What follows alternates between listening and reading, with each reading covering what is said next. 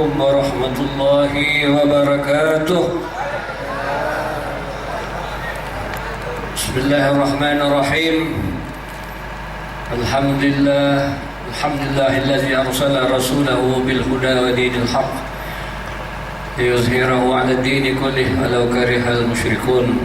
أشهد أن لا إله إلا الله وحده لا شريك له وأشهد أن سيدنا وحبيبنا شفيعنا قرة أعيننا محمد صلى الله وسلم عليه وآله وصحبه ومن تبعهم بإحسان إلى يوم الدين. أما بعد، فقال الله سبحانه وتعالى في كتاب العزيز: لئن شكرتم لأزيدنكم ولئن كفرتم إن عذابي لشديد. وقال رسول الله صلى الله عليه وسلم في حديث شريف: عليكم بالجماعة ومن شذ في النار. رحمة الله بالجماعة، نصر الله بالجماعة، لا تجتمع أمتي على الضلالة. صدق رسول الله صلى الله عليه وسلم. Alhamdulillah, syukurillah. Saya terima kasih karena diberi peluang untuk menyampaikan sedikit tausiah ataupun pengenalan yang muliakan Sahabil Bait, Sahabil Mahad, pimpinan Pondok Pesantren Darut Tauhid Al-Jurami, Al-Alim Al-Lamah, guru besar kita Kiai Haji Abdul Jalil bin Kiai Bakri,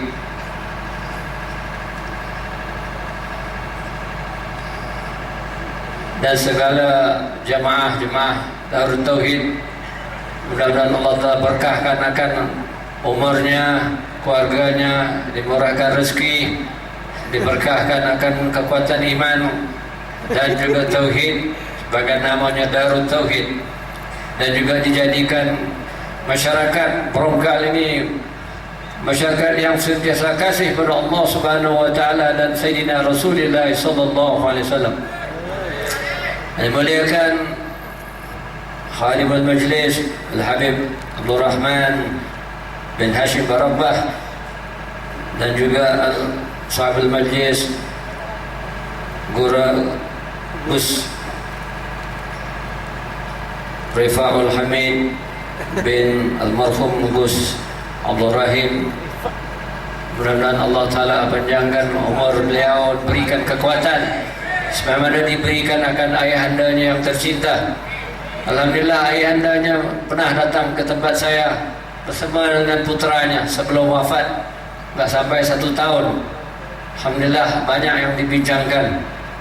Jadi alhamdulillah, ia membalas silaturahimi saya datang ke tempat ini 3 tahun lepas dalam majlis Riyadhul Jannah.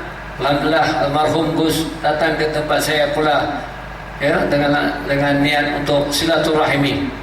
Ini yang disebut, ya, di dalam Al-Quran: wa ta'awanu 'alal birri wat taqwa wa la ta'awanu 'alal itsmi wal 'udwan.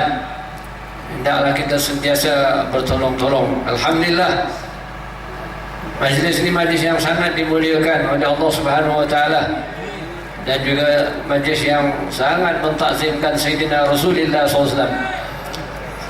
Ada guru saya, salah seorang guru saya sekarang berada di Mekah, yaitu Kiai Jamharis, masyaallah, aruzkah mata Allah bi'ulumih, pernah berwetkan satu kisah.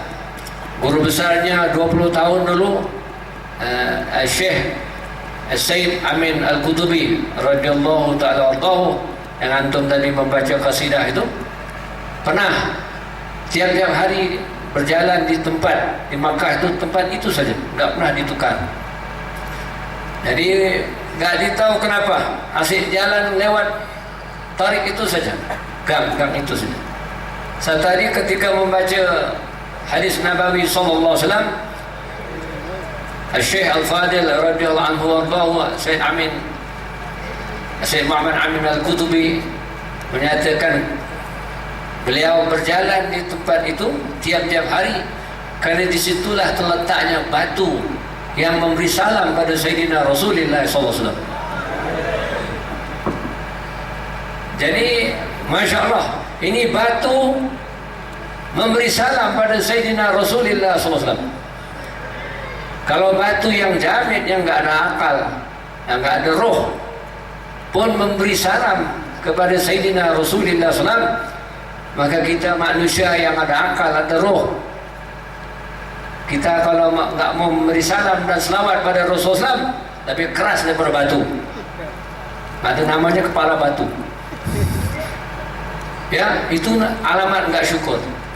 Batu yang Masya Allah, ya, nggak mengambil manfaat di dunia, hanya jadi batu saja, pun memberi salam dan selawat pada Sayyidina Rasulullah SAW, maka kita semua umatnya, ya, yang disebut selalu ummati, ya, yang Rasulullah SAW sentiasa kasih umatnya, ya, bahkan wajib dah sentiasa berselawat dan salam di atas Sayyidina Rasulullah SAW.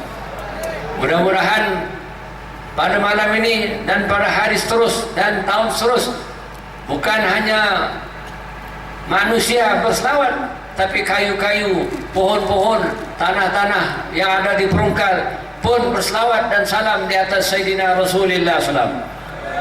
Saya yakin kalau pokok, batu, tanah dan juga manusia yang berjalan di atasnya mau sentiasa berselawat dan salam di atas Sayyidina Rasulullah, tempat ini akan makmur, akan diberkati.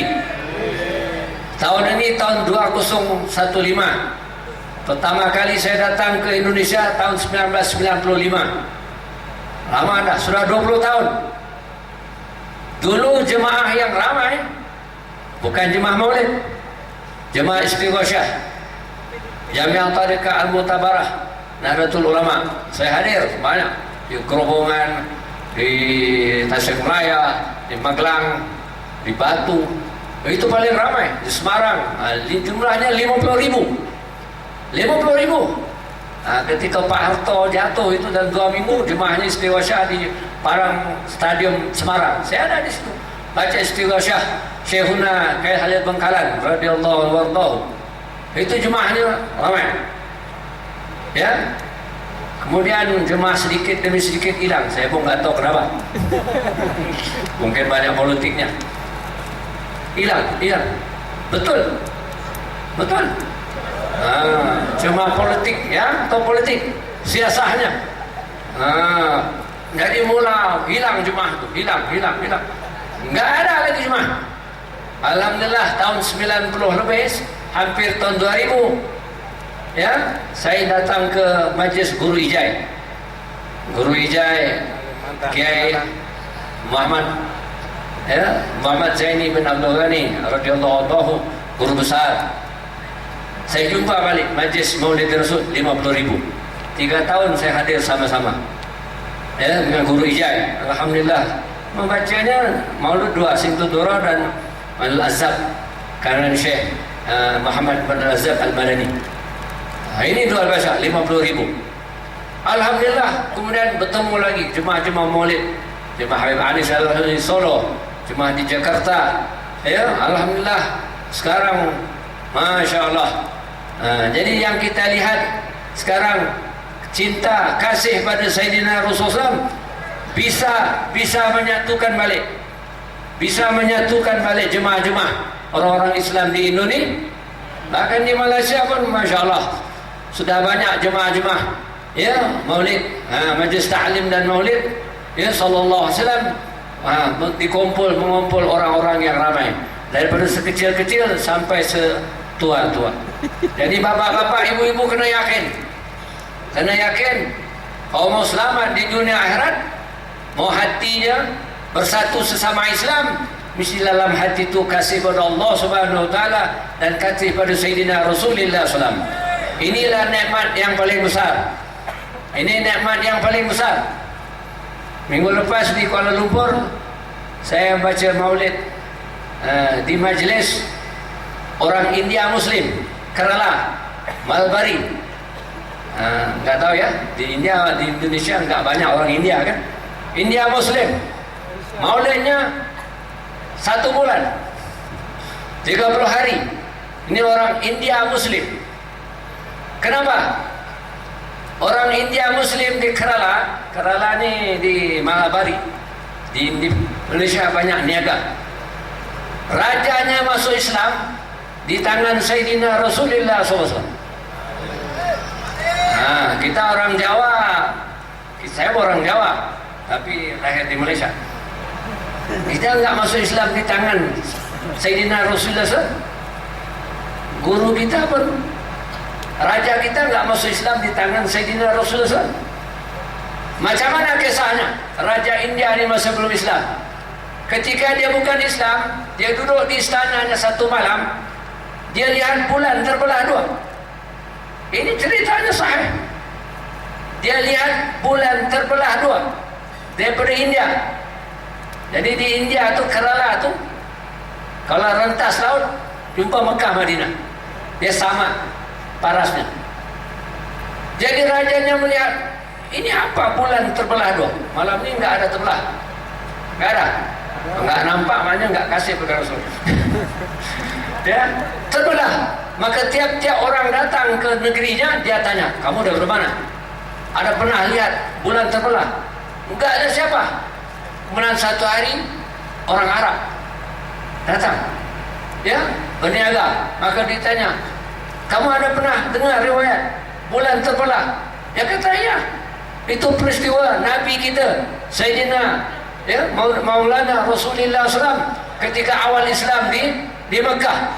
Maka kata dia, saya lihat itu di India, melihat bulan terbelah dua. Indonesia ada yang melihat? Enggak ada. Ya, tapi lihat dalam hati, iman. Ya, jadi dia kata, di mana ini Nabi? Di Madinatul Munawwarah. Saya mau pergi. Maka dia belayar dengan pegawai-pegawai istananya, masuk dalam majlis Sayyidina Rasulullah SAW. Itu hadis diriwayat Imam Tabari. Kerana orang sahabat enggak pernah rasa halwa, halia, jahe. Zambajil, ya. Itu dibawa gula-gula itu dari India. Ini diriwayat dalam hadis. Jadi masuk ya Islam di atas tangan Sayyidina Rasulullah SAW. Wah, luar biasa. Kemudian diperintahkan rakyatnya bina masjid. Jadi masjid yang dibina zaman Rasulullah masih hidup, pertama Masjidil Haram, kedua Masjid Quba, ketiga Masjid Nabawi SAW, keempat masjid di Yaman, Masjid Sana'a, yang kelima di India. Jadi apa natijahnya? Kemudian ketika dia balik, dia wafat di Oman. Yang makamnya ada di Oman sekarang. Ini Raja India pertama masuk Islam di atas tangan Sayyidina Rasulullah SAW. Jadi minggu lepas saya bertausiah, saya kata, orang India Muslim masuk Islam di tangan Sayyidina Rasulullah SAW, wajib dia mensyukur nikmat sultannya, dia berjabat tangan dengan Sayyidina Rasul masuk Islam. Maka wajib mereka itu buat maulid, menjaga agama, menjaga umat Nabi Muhammad SAW, karena rajanya masuk di atas tangan Sayyidina Rasulullah SAW. Boleh mungkin kita orang Nusantara nih, Melayu, Jawa, ya, boleh mungkin kita masuk di atas tangan para sahabat, ataupun tabi'in, ulama daripada Hadramaut, ulama daripada India, ya, begitu juga, karena mereka itu al-ulama warasatul anbiya. Jadi ini saya lihat di Indonesia ada 20 juta orang Islam. Kalau kamu nggak jaga agama kamu, la in syakartum la azidannakum wa la in kafartum inna azabi lasyadid. Sekarang kita lihat, kasihan banyak saudara-saudara kita Islam di negeri lain, ya, perang sama sendiri, begaduh, ya, kerana dunianya. Kasihan. Kita doakan mereka itu bersatu semula. Tetapi rakyat bangsa Indonesia yang sekarang alhamdulillah duduk di Majlis Riyadhul Jannah, ada 20,000, 30,000. Mungkin ada jemaah lain di Bali, mungkin ada di Martapura, di Balikpapan pun ada Majlis Maulud. Saya pergi ke Molucas, pun ada Majlis Maulud seorang Habib, membuat majlis tu ramai. Begitu juga di Jakarta semalam, di Kuitang, di Ampangan Bogor, ya, di Solo. Nampak kesatuan. Maka hendaklah dalam hati kita sekarang betul-betul zahiran wa batinan kasihkan akan sesama Islam. Inilah yang sangat disukai oleh Sayyidina Rasulullah SAW. melihat umatnya bersatu, jangan berpecah. A'tasimu bihablillahi jami'an wa la tafarraqu wadhkuru ni'matallahi 'alaikum id kuntum a'da fa'alafa baina qulubikum fasbahtum bi ni'mati ay bi rasulillah ikhwanan, jadi saudara. Jadi alhamdulillah marhum pengasas jemaah ini Gus Rahim datang tempat saya setelah bertemu di sini. Ya, tahun ini pun saya datang bertemu dengan putranya, alhamdulillah. Ya, dengan jemaah-jemaah yang ada di sini. Saya mau lihat kalau boleh jemaah-jemaah maulid di satu hari buat maulid di satu tempat, semua jemaah maulid. Jangan masing-masing hal masing-masing. Ini pun kadang-kadang nggak baik juga kan. Disatukan majelis maulid, kumpul semua. Enggak apa. Kalau di negeri saya di Malaysia, ya pernah dibuat majelis maulid 2 hari 3 malam, 2 hari lebih. Kamu baca apa? Mau baca apa? Maulud Daibak, baca. Kemudian mau baca apa? Maulud Azab, baca. Kemudian jemaah saya baca Siftul Nuran, baca. Kemudian mau baca Berzanji, baca. Enggak apa. Yang penting semuanya dalam hati kasih pada Sayyidina Islam. Karena kita semua jemaah maulid. Ya, jadi enggak apa, biar banyak jemaah enggak apa. Tapi satu hari dengan niat semua jemaah-jemaah maulid, jemaah taklim, ahli sunnah wal jamaah ini kumpul, ya, kerana Sayyidina Rasulullah SAW. Itu yang Rasulullah SAW.